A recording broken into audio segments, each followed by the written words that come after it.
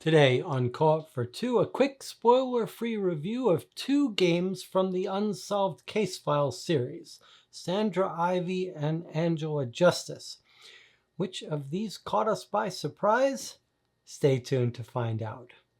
There are about 12 games in the Unsolved Case File series by now.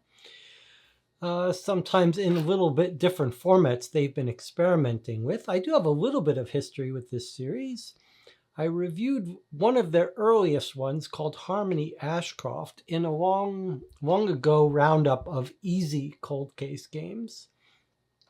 And then I've sort of shied away from the series as they've been releasing new editions, new versions, because it felt to me like they were aimed at a more beginner audience. But there's a little bit of surprise today, and we'll get to that. So they're about $20 each on Amazon. Sometimes they come on sale a little bit cheaper. These are both ranked at around age 13 and up. There is murder, but it's not gory. I think the official play times for these games tend to be about 2 hours each. There is some internet use in all of these cases. You can watch a playthrough of Angela Justice here that took us about 4 hours. That means you'll probably take you somewhere between an hour or two. And then you can watch an 8-hour playthrough of Sandra Ivey.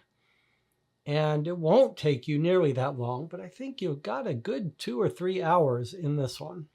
So I've said this is going to be a spoiler-free review, but I do want to open these up to show you what kinds of documents you get, what the structure is, and show you a little bit about why this is why this one is called a photo case, different from the rest. But let's start with Sandra Ivey here and get a look at the basic structure of these unsolved case file games, because they all follow a similar structure.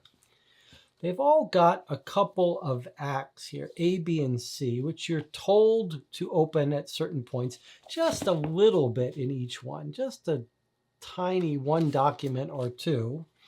But you'll be proceeding in answering questions 3 times and then try to solve it. Now let's look at the documents here. You've got a folder here of photographs. Look. You can see how many photographs there are, quite a bit, of different suspects and different elements to your crime. Both of these cases come with this little lenticular magnifying glass, which you might be tempted to say, oh, I don't need that, I've got good vision. Don't be so quick. And then let's take a look at the kinds of documents here. Here we have a total itinerary of all the documents you're getting. We've got a newspaper clipping here on real newsprint. We have got a big giant poster of the space base. So Sandra Ivey is set on a space station. We've got personnel records for all of our suspects, double-sided. Little reports from different people on board the space station. Various other documents, double-sided often. Timeline interviews, again, double-sided. Some magazine excerpts, printouts of websites, etc. Okay, so that's Sandra Ivey. Angela Justice is a more classic murder case here on Earth. And cold case, so someone contacting you to help solve a murder that the police couldn't solve. Another little magnifying glass. Again, the structure of all of these games are the same. You get objective 1, you're trying to answer a question, and you'll do that 3 times, answering the question on the website.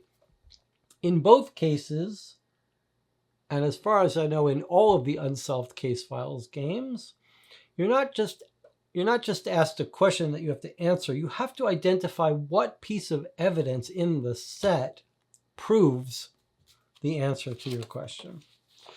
So this case, again, has multiple envelopes and stages, a little bit more content in each one here, mostly photographs. This is called a photo case. And you can see that most of the evidence you get is in the form of photographs, with information on the back of each one. And these different envelopes are photographs from different sources. So it's sort of fun that you're dealing with photographs.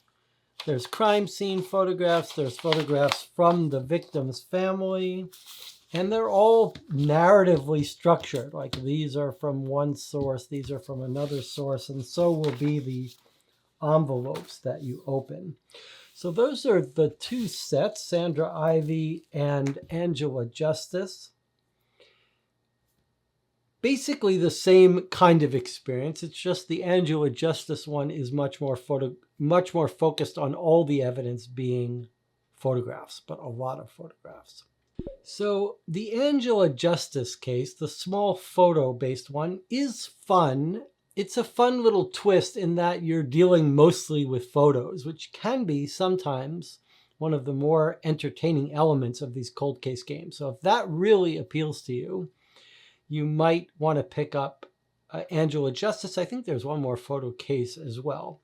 However, it's a bit of a thin case in general, with a bit of a cartoonish set of facts, and I would say it's just mediocre. On the other hand, the Sandra Ivey space station case really was a surprise, because here we have a very generous world of documents, larger than the average cold case game, with dense stuff to go through, very intricate little details, some very clever documents that are really enjoyable to go through, an interesting cast of characters, an interesting story. We don't get many sci-fi themed cold case games. This one is done very well. Unusually long, unusually detailed, some real aha moments. I do feel like Unsolved Case Files is batting over their, whatever the term is, they're exceeding expectations here. It feels like they are, it just feels like a more sophisticated, longer, fuller, satisfying case than I expected from this company. And I don't want to set expectations too high, but if you've written off the Unsolved Case Files series, it's time to write them back in. It's quite an interesting case and satisfying to try to solve. Do not take it lightly. You better be serious about analyzing the information and don't jump to conclusions. So for me, I would rate Angela Justice maybe a 7, just about an average case, but Sandra Ivey, the space station one, I'd give that an 8.5.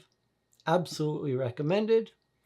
Maybe not quite at the level of the best cryptic killers, but it's starting to play in that league of cryptic killers with the Sandra Ivey case. I'd love to see them do more harder cases like this. I would also like to see them start ranking their cases for difficulty. Now, one piece of advice, if you do decide to play these Unsolved Case File games, do not throw away that magnifying glass. The Authors of unsolved case files really like to hide some very tiny details in their cases. Maybe invest in your own upgraded magnifying glass, but either way, don't be shy about using it and keep it handy. And I'll see you on the next video.